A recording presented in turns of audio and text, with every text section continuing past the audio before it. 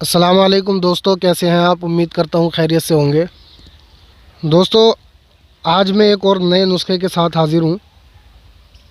बहुत सारे लोगों के जब मैसेज पढ़ता हूँ तो ताज्जुब होता है, इतने कुछ नुस्खे बताने के बाद भी, एक से एक ज़बरदस्त नुस्खे बताने के बाद भी लोग यही फरमाइश करते हैं कि कोई ज़ोरदार, कोई ज़बरदस्त नुस्खा बताओ और ऐसा नुस्खा हो जो एक ही बार में काम तमाम हो जाए। मतलब लोगों को लत लग गई है, एक किस्म की आप इसको लत ही कहेंगे।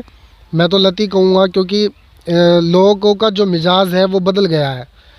ये एलोपैथिक मेडिसिन खा खा के लोगों के अंदर वो सलाहियत ख़त्म हो गई है जो कुदरती तौर पे पैदा होती है।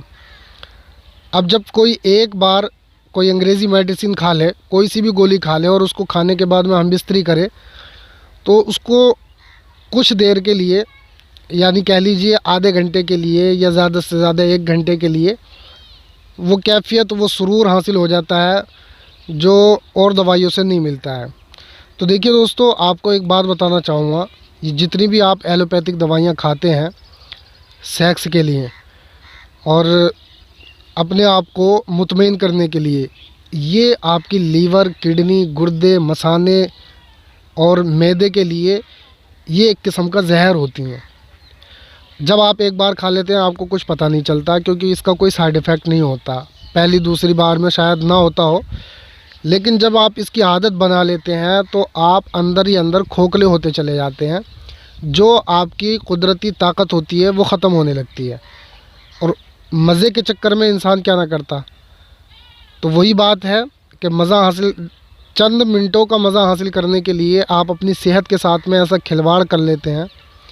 देखिए दोस्तों, आपको एक खुलासा और बता दूं, मैंने एक तहरीर पढ़ी थी, तो उस तहरीर के अंदर मैंने पढ़ा था कि जहाँ से ये एलोपैथिक वियाग्रा, ठीक है, ये वियाग्रा जो टेबलेट आती है या कैप्सूल आता है, तो ये असल मिल ही नहीं पाती है क्योंकि ये बैंड है, ये असल वाली नहीं मिलती है।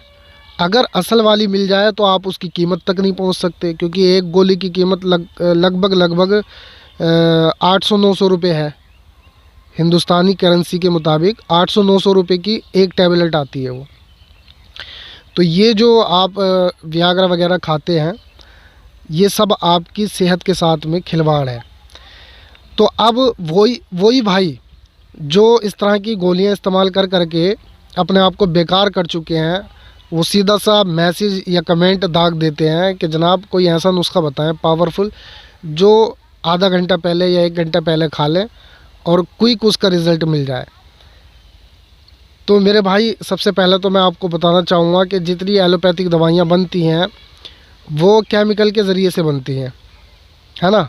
केमिकल उनमें शामिल होता है और जो दवाइयाँ होती वो भी आयुर्वेदिक हैं, लेकिन आयुर्वेदिक दवाइयों का उसमें जौहर होता है, ठीक है। जौहर निकाल लेते हैं, मुकत्तर कर लेते हैं या किसी भी तरह से उसके जो जुज़ होते हैं उनको निकाल लेते हैं और बाकी जो इनका फोकस बचता है दवाइयों का वो हटा देते हैं। तो इस तरह से उनको पावरफुल दवाई बनाने में कामयाबी मिल जाती है। तो इतनी पावर तो नहीं रखती है आयुर्वेदिक में, लेकिन कुछ दवाइयाँ ऐसी हैं जहाँ तक आप, या तो पहली बात आपसे बनेंगी नहीं, अगर बन भी जाएँ तो हर कोई उसको इस्तेमाल नहीं कर सकता।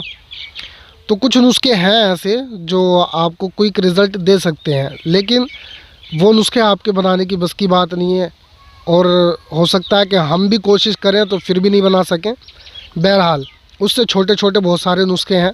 तो इसी तरह की आज आपको एक गोली बता रहा हूँ, अगर आप इसको सही तरीके से बना लेंगे और सही चीज़ें इसके अंदर डालेंगे तो इंशाल्लाह वही रिज़ल्ट आपको मिल जाएगा। और ये चीज़ तकरीबन 60 साल से एक हकीम साहब हैं, हकीम मोहम्मद इब्राहिम साहब, तो उनका बताया हुआ ये नुस्खा है। 60 साल तक उन्होंने अपने मतब में इसको इस्तेमाल करवाया और आज भी ये इस्तेमाल होता है।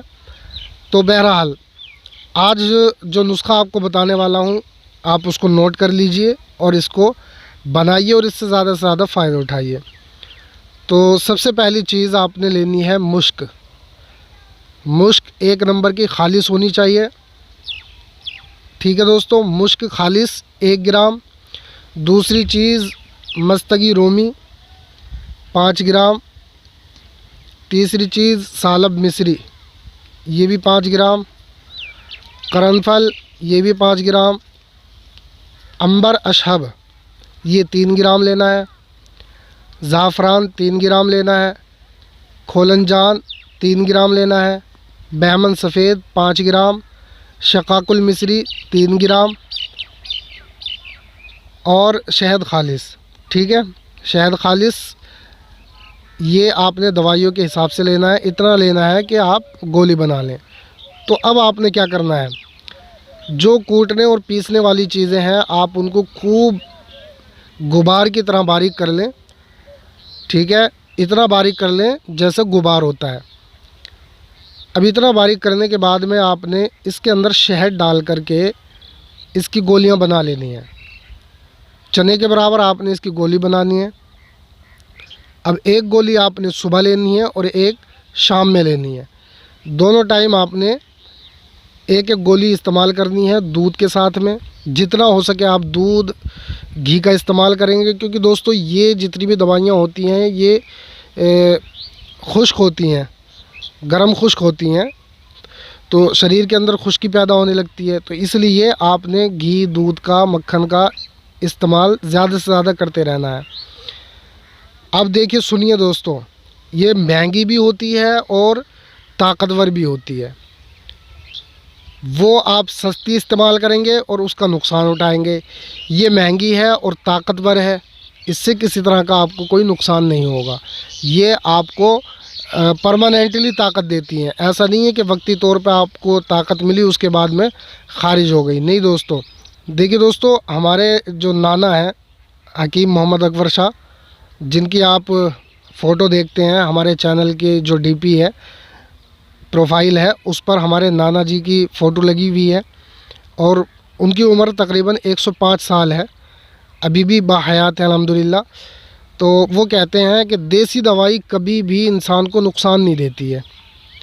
ठीक है, अगर उसको सही जगह इस्तेमाल किया जाए। ऐसा नहीं कि आपको मर्ज़ कुछ और है और दवाई किसी और मर्ज़ की खा रहे हैं।